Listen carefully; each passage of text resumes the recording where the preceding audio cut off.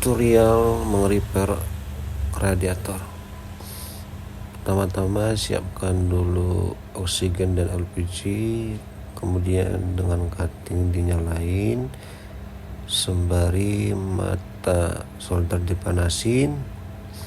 Tunggu sekitar 30 detik, kemudian olesin dengan air keras, lalu panasin timah yang akan kita tempelin untuk mensolder radiator yang bocor.